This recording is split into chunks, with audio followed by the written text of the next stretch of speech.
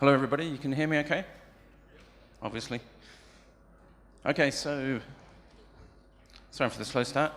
Just before I start, my name's Wicks. I'm a New Zealander trapped in the UK.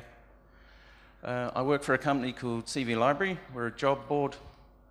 We have about, for a bit of context, we have about 100,000 jobs from about 10,000 companies, about 10 million users, and we get about 2 million job applications a month.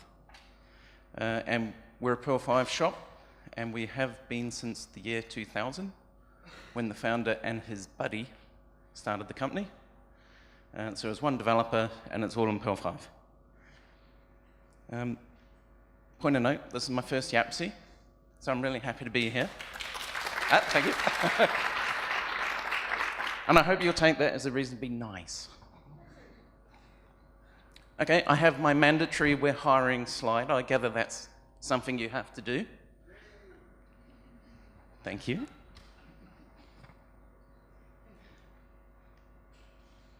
And my talk today is about refactoring, and specifically about these modules here, netstatsd, toggle, and scientist.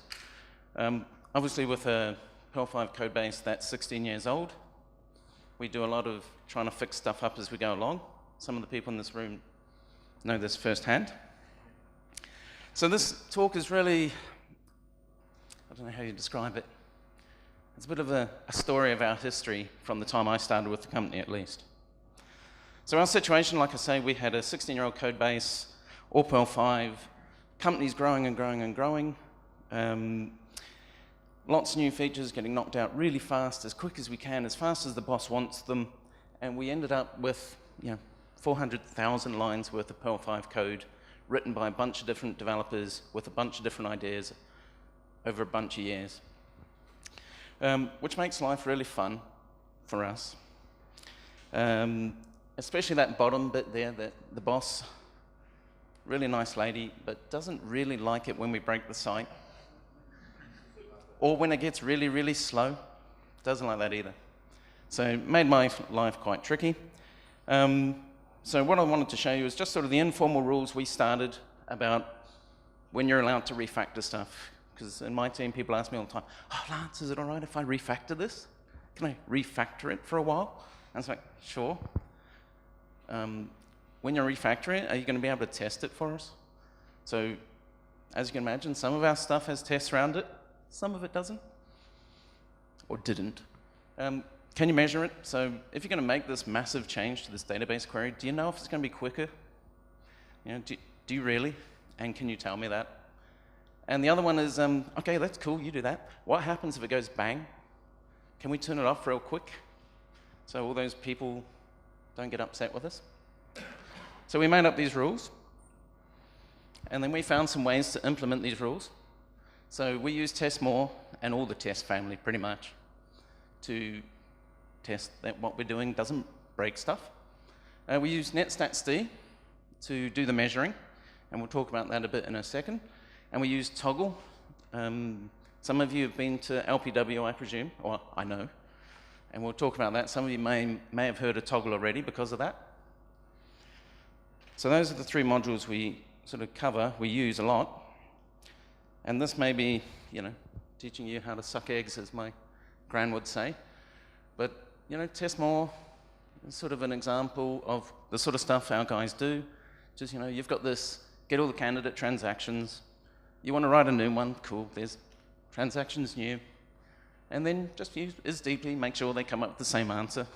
If they do, life is good, carry on. We use a whole bunch of the different test ones in different places. netstatsd, I'm not sure, does anybody struck this before? Yeah? You're cheating, you know. So netstatsd is really nice for us. It lets us fire a UDP packet off to a server, tracks it. And you can see from the example up there that we can do timing. So we have a timer, and we have an increment counter and a decrement counter. So we're able to do something and then just fire and forget from our production servers or from dev or wherever and say, hey, yeah, that happened, and it took this long. And it doesn't block, which is kind of the important thing for us. So we use it to count how many things happen, and how long it takes to do stuff. The third one we have is Toggle, and you can see this is a library. It's a CPAN module from our company. We have our own CPAN account. And Toggle is a feature toggle. It's stolen. It was mainly written by my colleague Tim, and it lets us turn things on and off. We give it a storage, so in this case Redis.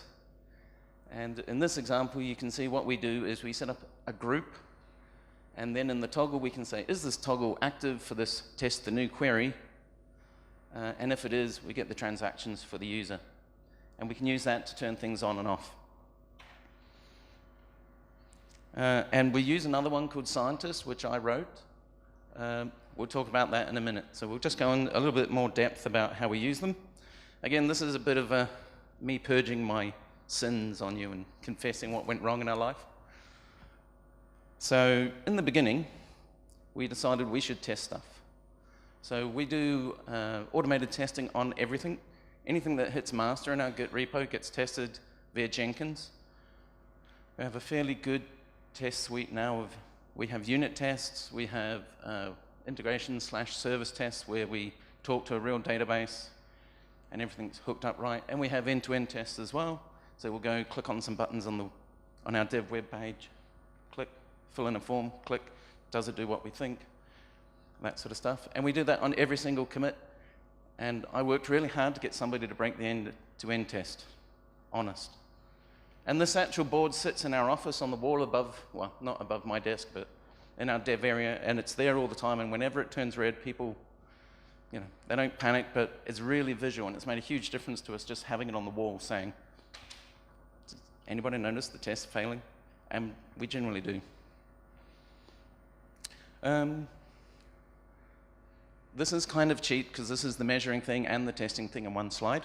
So we measure the number of tests we have, or the lines of test as it is. We also measure lines of code, and we look for the lines of code to go that way, and the lines of test to go that way. And you can see here, this isn't a fake chart, this is straight out of our system, that the number of lines of code we have goes up and down depending on somebody will come along some tests and go, wow, those are bad, and just delete them, or rewrite them. And you can see that there in some of those bumps of people adding in a bunch of new tests. That one in the middle there, somebody added in a whole bunch of tests we found, and then went, oh, these are really bad, let's get rid of them again. And then re-added them over a period of, I forget what the scale on this is, but then added them back in. But the important thing for us is it's trending that way. Okay, again, you've probably all seen this. This is taken straight out of our code base. Nice, simple test. We're a job board. We talk about salaries a lot. People give us salaries in per year, per month, per day, all these things. So we wrote a bunch of tests. They look a bit like that. Most of you have used test more or whatever. Hopefully that's pretty clear. And then sometimes you come along something like this. That's already in the code base, and you want to go, oh, that's not real helpful. I'll just write a test for that. At which point we point out that, you know, it was a winner of a contest, but it's not really from our code base, that one. The point being that legacy code is really, really hard to test. To retrofit tests and is so painful, we really don't like it very much. So it's really, really hard to test, makes life difficult. There's also this horrible thing. I don't know if any of you have come across this. The British people will have heard it, because Clive Woodward used this all the time. He's the England rugby coach, and he said, no battle plan survives contact with the enemy. It's actually from a German guy. We could probably twist it a bit and say no software. Oh, thanks. So we can probably say that no software survives contact with the users. And that's what we found. We would write stuff, we'd refactor stuff, it'd go out onto production, 10 million users would hit it, and it would stop working. Or 500s would pop up randomly, or horrible things would happen, or our database guys would come screaming, going, what have you just done? What's just been deployed? Oh my bleep. So it is this real problem that you have when it works on dev, get it out onto live. The code is right, the tests are passing, but when it hits live, things go horribly, horribly wrong because you've got 10 million people hitting that page and you didn't realize the query was a little bit bad. That one extra join, should be fine, right? It wasn't. So if I go on to step 2, this is the slides that my colleague Tim did for the London Perl workshop. And in that, he talked about how we use graphite. So this is a real simple example. The one at the top there, we can send a little packet every time somebody logs in. So we can say, oh yeah, nice little chart like you saw before of all the people that logged in. The second example in the middle there is slightly hypothetical of we get all the candidate applications, we time it to the millisecond, and then at the end we push a little timer stat through, and that gets pushed to the, we use graphite, and then we can average that out and say, oh, we know roughly how long this takes to happen, or we can average it out, and we can look at the top 90, top 10%, top, bottom, all that sort of good stuff. And the last one that we don't use very much is you can do a gauge, sort of a 1 to 100 thing. We don't use it very much. So this is a chart. This is real data. It shows, or data, I forget which way you do it here. This shows the homepage response time. So, bouncing along quite nicely. Not very nice. You can see we deleted the cron script that restarts the memcache every two hours, so suddenly the performance gets a little more stable. And then vastly speed up template processing. So somebody refactored how we handle templates, drops down nicely, and we can prove it, which comes back to this thing that we can prove we made it better. And we can prove we didn't make it worse, which is kind of the important thing for my boss. And here's another one. This is just the job view page on our site. See it ticking along there. There's a whole bunch of stuff you probably can't read. But as Tim put on this slide, something really bad happened. You can tell there's a big spiky thing. Yeah, we don't know what it was, but we know it happened. But again, we can tell, and that's one of the important things. Okay, and then this is Tim, by the way. Some of you probably know Tim. The second half of this, or the third half, as the case may be, is we want to be able to turn it on and off again. And Tim and the couple of guys in the company wrote Toggle, which is a direct rip-off of something from Ruby. And it lets you do this. We've got this, as Tim called it, the cool new chat feature for the site. We stick it in a if block, which just says, if it's enabled, go for it. Show that. And we can also do it for things like users. We can do it by a percentage. We can do it for groups. So we throw in a user and say, yep, turn it on for these users. So we use that quite a bit for accounts we trust, our own personal accounts on the system. We can push it out there and just go, yeah, it looks okay to me. It's working for us. And then somebody in the company say, yeah, why is it purple? Or why is it upside down or whatever? And we can fix that up without pushing out to everybody. And now that we are bigger, we use it a lot to go, okay, we'll push it 10%. Was that all right? Did it break the servers? No, okay. Push it up to 20%, 30, 40, 50. Hopefully we get to 100 before the ops get serious. So yeah, that's us. That's how you can do it in code. You can go activate the percentage, chat, set it to 100. We're all good. Give it to everybody. And there's an example of how we can set it up for a group. We can define a group, just like that, nice and easy. And for that group of admins, it turns on. The way we actually do that most of the time is through a web UI on our admins area. This isn't it, because I wrote the one in the admin area. It's hideous. It was written by a Perl developer. It's white text, white background, black text, no styling. This is the rollout one from Rubyland. But you can see the first column is percentage, second one is groups, third one is actual user IDs. And we use the same sort of thing in-house to turn things on like I described, just to roll them up, roll them back.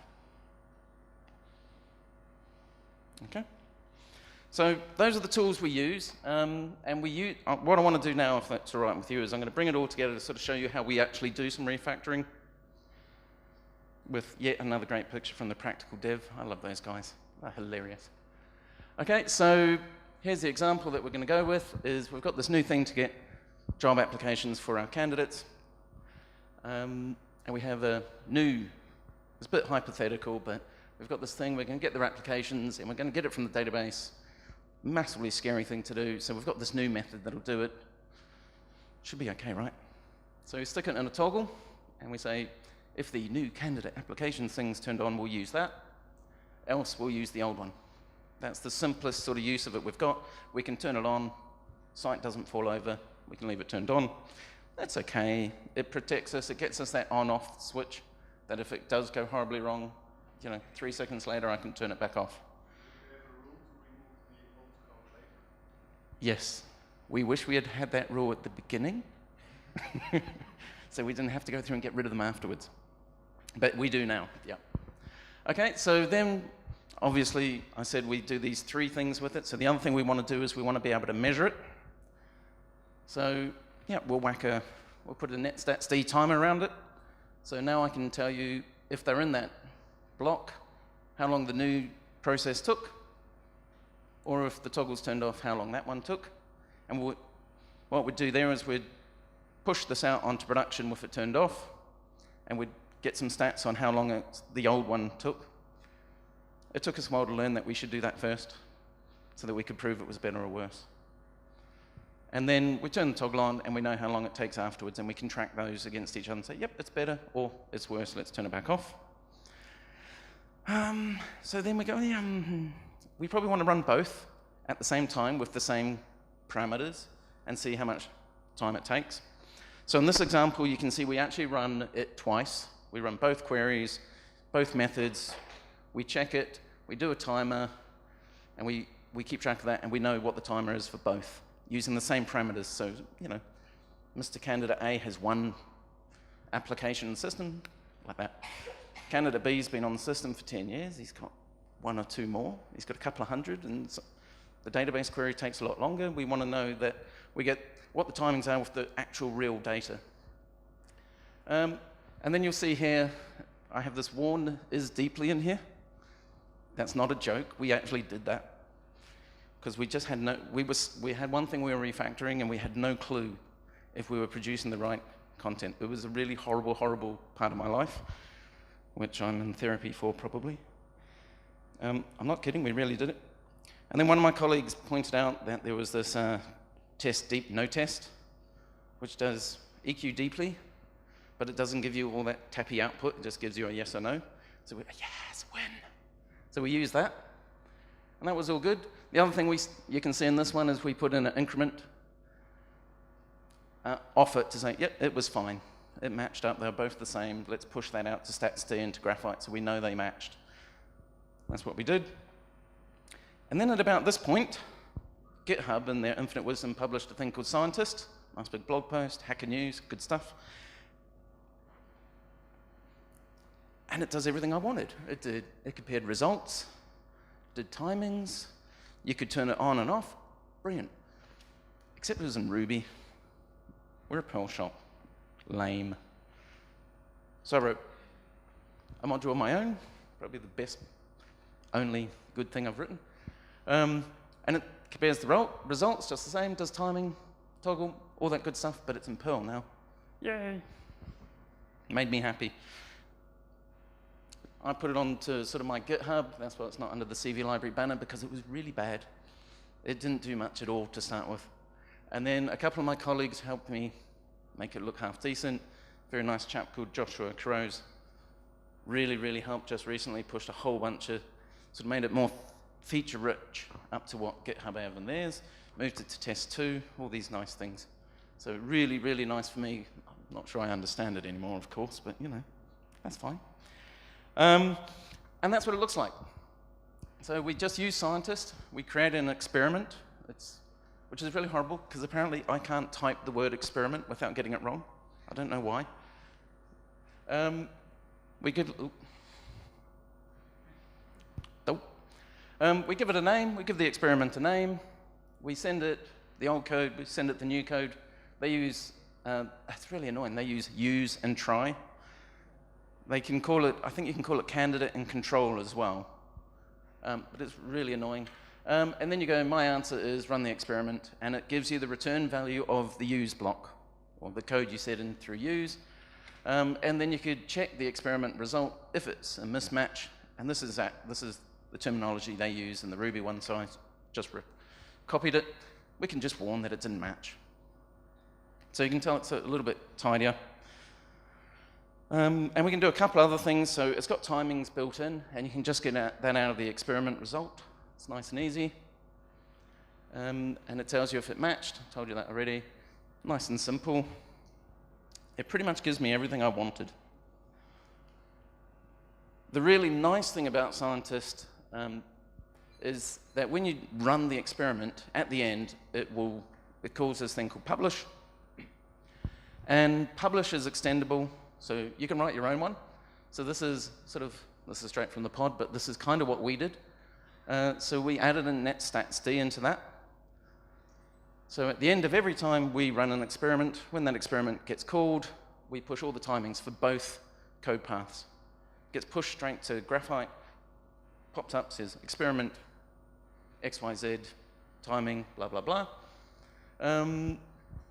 And we also do this crazy, if it matches, we push an increment counter for matches. If it doesn't match, we push an increment counter if it doesn't match.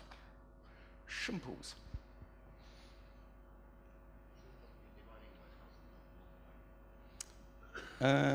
This is a weird Graphite timer thing, which you might be right about, but I think that's the right way around. Okay, so then, if we bring it back together again, you saw this one before. This is sort of where we got to in-house. This was sort of how kludgy what we were doing was to try and test this stuff, get it out, make sure it works. And we could replace that really quickly with something like this, and just say, yep, check the candidate applications and get application new, calls both of them, tells me it's okay. I can push it. I can't just push it to production, don't be silly, but I can push it out to production, and it'll just tell me the toggle's off, which is the bit I haven't shown you. We normally do that. So we stick enabled, and we use a toggle on there, so we can turn the experiment on and off as well through our nice little web interface. And that will give us all these stats. They show up in Graphite with those charts you saw earlier. Really, really tidy compared to that horrible, horrible, horrible page you saw before. So getting into here, so you can see a couple of things about Scientist that are really interesting. It only ever returns the use result, the control code. It won't return the good one. So for some of the things we do, it's not ideal because I want to show people the new feature. But for a lot of this we want to be careful about it, it's really helpful. We wrap the try code, the test code, inside an eval in case it goes bang. So it should never break our scripts. It shouldn't break our site, even if the new thing is horribly, horribly broken. The other thing that it does, it uses the try and the use code randomly. It'll choose one that it'll run first, which for us is really helpful because that gets us around lots of problems with database caching. So if you've got a slow query, the first time you run it, it's really, really slow. We don't have queries that take seconds, honest. First time you run it, it takes seconds. Second time you run it, it's done. So this helps us with that it chooses one at random. So you never know which one you're going to get. So sometimes your stats are not, it helps protect you from those caching elements. The publish is called by run. It gives me all my timings, all my mismatches. The way GitHub sort of describe it, they describe it as being something you put into production. What we've found is actually the developers are using it a lot in dev. So we have our own dev environments. Every developer's got their own dev environment. We've got a full mock-up of the entire stack. And what we found is a lot of guys and girls are using it just to test. They'll stick a little experiment bit of code in there like you've got there on the right-hand side and just use it. And we have a slightly different one in development that pings it out to the error log so we can see, oh yeah, didn't match, uh-oh. And a lot of people have sort of started using it as step one to refactoring, is they'll turn this on and just make sure everything's right as they go along. Which was a bit weird. I didn't really see it going that way. And the last one is really important.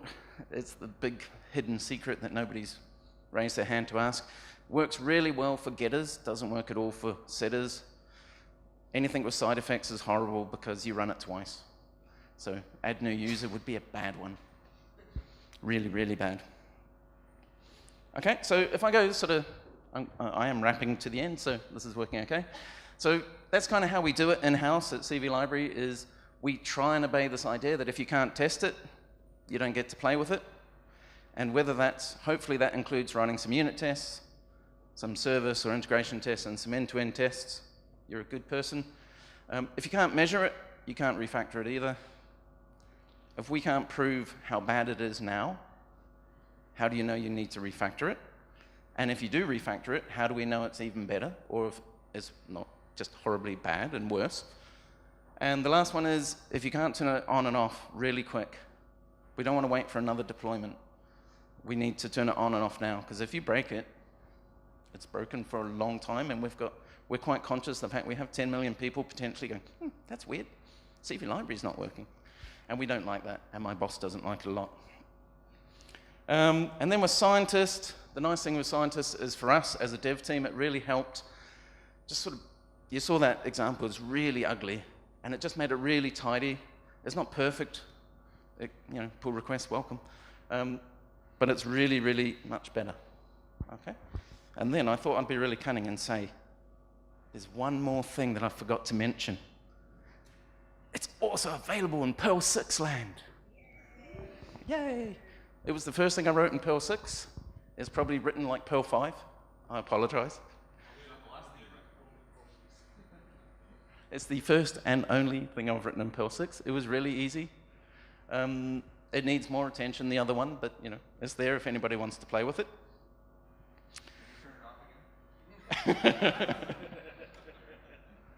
Okay, has anybody got any questions?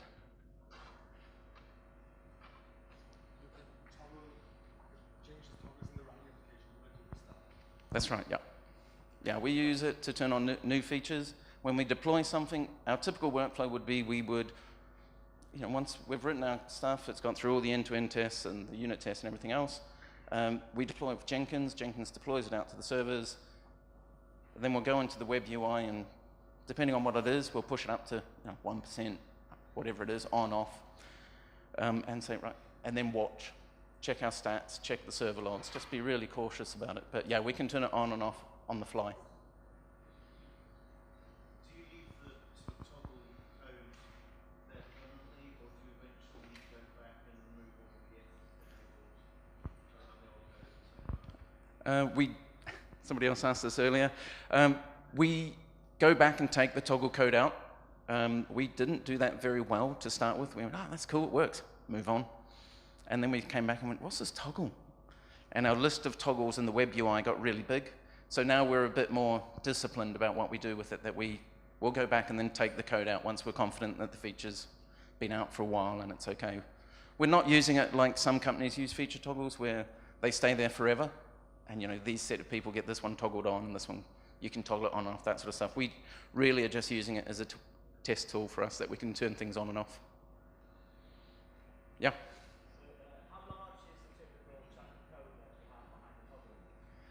How big is the typical chunk of code behind a toggle?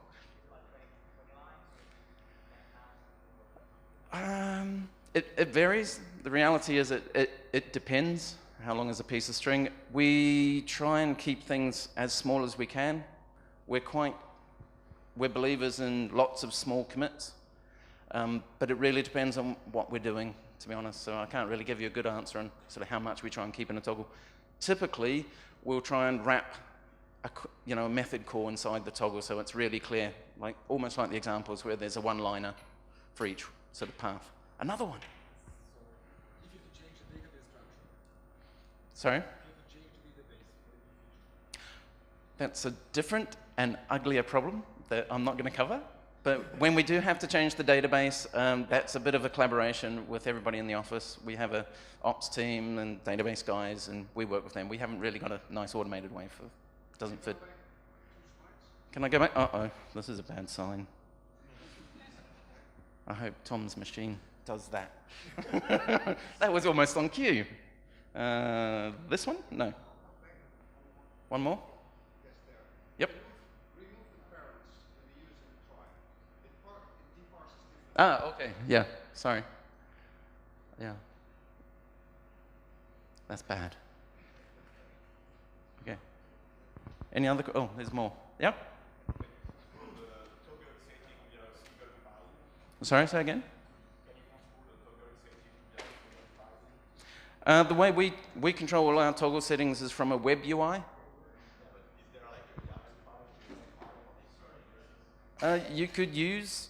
You can set your own storage. So you could potentially set it to a config file if you wanted to, I guess. We don't, but you could. So the typical example that we use is that you can push it into Redis.